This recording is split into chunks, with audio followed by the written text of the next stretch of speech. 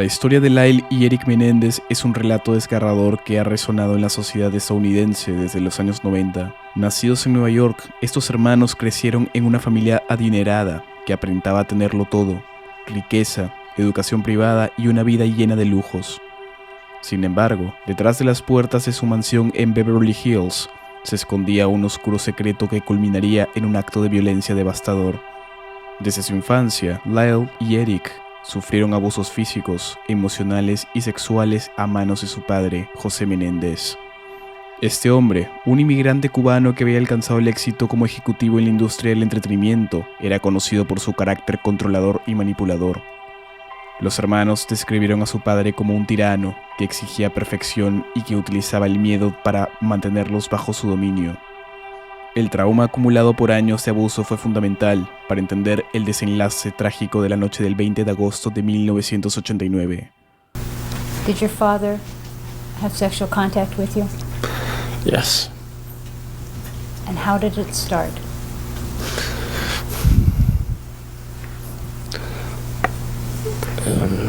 Just started with, after sports practices, he would massage me, and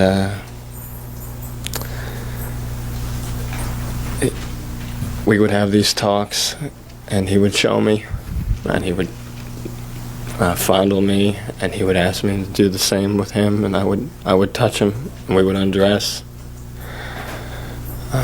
Where would this and it take was place? in my bedroom. And how often would this happen?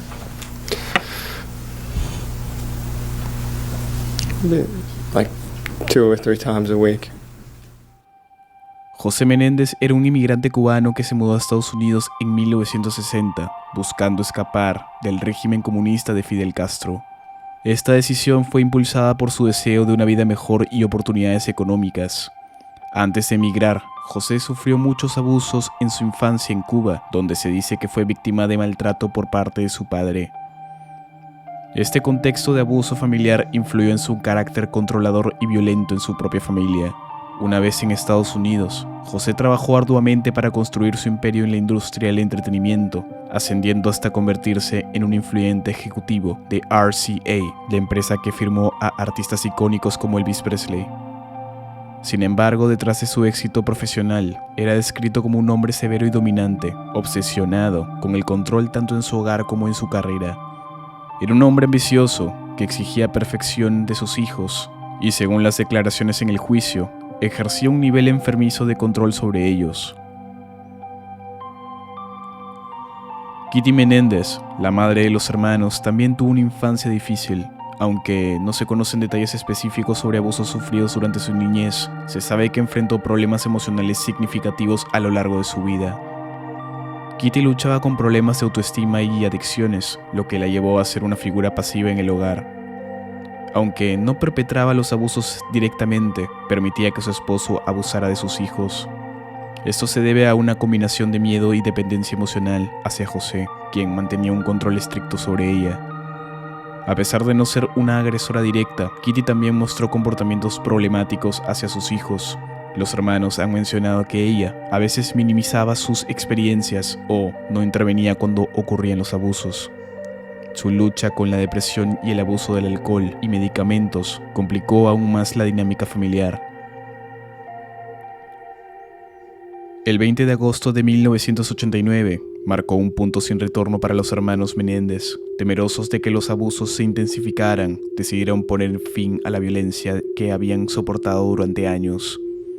Conscientes del peligro que representaba su padre, Lyle y Eric adquirieron 2 escopetas Mossberg utilizando identificaciones falsas.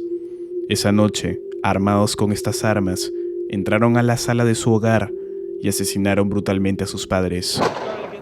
Los disparos fueron tan violentos que casi desfiguraron los cuerpos de José y Kitty. Después del crimen, los hermanos intentaron construir una coartada. Lyle llamó al 911, gritando desesperadamente que alguien había entrado a la casa y matado a sus padres. Durante meses llevaron una vida ostentosa, gastando la fortuna heredada en coches deportivos y otros lujos, lo que despertó las sospechas de las autoridades. Jerome O'Seal era un psicólogo clínico que comenzó a tratar a Eric Menéndez en 1989, poco después del asesinato de sus padres. Durante su tiempo como terapeuta de Eric, O'Seal se convirtió en una figura central en la vida del joven, brindándole un espacio para expresar sus emociones y traumas. Sin embargo, su relación profesional se tornó problemática cuando Eric confesó los detalles del crimen durante las sesiones. Eric buscó ayuda psicológica debido al peso de la culpa que sentía tras el asesinato. En un intento por procesar su trauma y el horror de lo que había hecho, decidió abrirse con O'Seal, creyendo que sus confesiones estarían protegidas por el secreto profesional. Esta confianza fue fundamental para que Eric compartiera información tan delicada y personal. Sin embargo, O'Seal no mantuvo la confidencialidad esperada.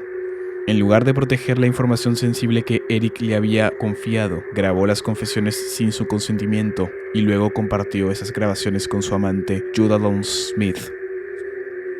Tras una discusión entre ellos, Smith decidió acudir a la policía con las grabaciones como evidencia. Este acto ha sido objeto de debate. Muchos consideran que la acción de O'Seal fue una traición a la confianza depositada en él como terapeuta. Desde un punto de vista legal, el secreto profesional puede tener excepciones, especialmente si se considera que hay un riesgo inminente para la vida de alguien o si se comete un delito grave. Sin embargo, los detalles específicos sobre cómo se aplicaron estas excepciones en este caso son complejos y han sido objeto de análisis en el ámbito legal y ético. Las grabaciones resultaron ser cruciales para el arresto de los hermanos Menéndez, lo que generó aún más controversia sobre la ética profesional en la terapia psicológica. A medida que el caso avanzaba hacia el juicio, las acciones de O'Seal fueron vistas como un factor determinante en la condena de Eric y Lyle. El juicio fue uno de los más mediáticos en la historia estadounidense. La defensa argumentó que los asesinatos fueron el resultado directo de años de abuso extremo y que Lyle y Eric actuaron en defensa propia. Por otro lado, la acusación retrató a los hermanos como fríos calculadores motivados por la codicia. La cobertura mediática fue intensa. Celebridades como Dominic Dunne cubrieron el juicio mientras el público se mantenía cautivado por la mezcla de lujo, violencia y el trasfondo familiar oscuro. El juicio de los hermanos Menéndez comenzó el 4 de julio de 1994 y se extendió hasta 2 años después. Fue un evento mediático sin precedentes, donde se presentaron testimonios desgarradores sobre el abuso que sufrieron los hermanos. Además de Lyle y Eric, varios testigos clave dieron declaraciones ante el juez. Entre ellos se encontraban amigos de la familia, expertos en abuso infantil y terapeutas que habían tratado a los hermanos. La abogada defensora de Lyle y Eric, Leslie Abramson, jugó un papel crucial durante el juicio.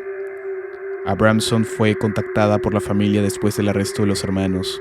Desde el principio mostró empatía hacia ellos y se sintió convencida de que sus experiencias de abuso eran reales. Las declaraciones de los hermanos resonaron con ella y su enfoque se centró en demostrar que los asesinatos fueron el resultado de años de trauma. Estos testimonios fueron fundamentales para ilustrar el contexto del abuso que llevaron a cabo sus padres. La defensa argumentó que los asesinatos eran un acto desesperado motivado por años de sufrimiento y miedo, mientras que la acusación presentó a los hermanos como fríos calculadores que buscaban acceder a la herencia familiar. El juicio se volvió un espectáculo mediático con cobertura constante por parte de los medios de comunicación, lo que intensificó el interés público. Finalmente, en 1996, después de 2 juicios fallidos por jurados divididos, Lyle y Eric fueron condenados a cadena perpetua sin posibilidad de libertad condicional. La conclusión del juicio dejó una profunda huella en la sociedad estadounidense, generando debates sobre la naturaleza del abuso y la justicia penal. La percepción pública ha cambiado considerablemente. Documentales recientes han reavivado el interés por el caso. Algunos lo ven como una historia trágica sobre víctimas atrapadas en un ciclo de abusos. Un aspecto significativo que ha sido pasado por alto es el apoyo recibido por parte de familiares cercanos. Joan Van der Molen, hermana de Kitty Menéndez, ha defendido públicamente a Lyle y Eric, afirmando que los abusos eran reales y comprensibles dentro del contexto familiar. La historia de Lyle y Eric Menéndez es más que un simple relato criminal. Es un recordatorio del dolor oculto detrás de las fachadas familiares perfectas y un llamado a reflexionar sobre cómo las experiencias traumáticas pueden llevar a decisiones fatales. El caso Menéndez ha perdurado en la cultura popular, inspirando documentales y dramatizaciones que han reavivado el interés en su historia.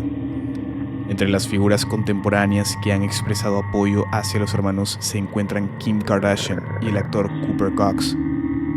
Kardashian ha sido vocal sobre su creencia en la injusticia del caso, destacando la necesidad de una revisión más profunda sobre las circunstancias que llevaron a los asesinatos. Su interés por el caso ha contribuido a una conversación más amplia sobre el abuso infantil y sus consecuencias. Por otro lado, Cooper Cox, quien interpretó a Eric Menéndez en la serie Monsters, The Lyle and Eric Menéndez Story. Durante la promoción del programa, visitó a los hermanos en prisión y compartió su experiencia al respecto. En entrevistas posteriores, expresó su empatía hacia ellos, señalando cómo su actuación le permitió comprender mejor el trauma que habían sufrido.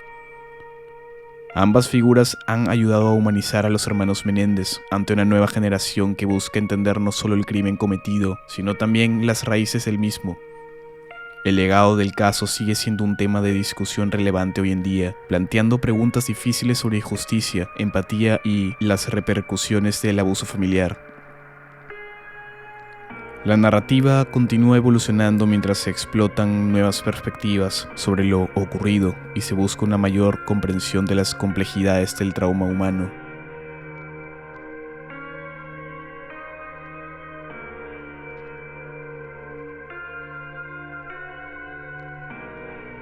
Si has llegado a este punto del video, te lo agradezco enormemente. Y recuerda, si te gustó el video, por favor dale like y suscríbete al canal, así como también seguirme en Instagram, cuyo link te lo dejo en la descripción de este video. En la descripción también encontrarás los enlaces a otros videos que podrían interesarte dentro de este canal.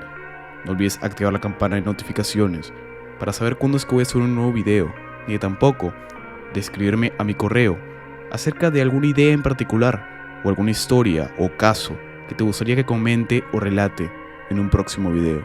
Hasta luego.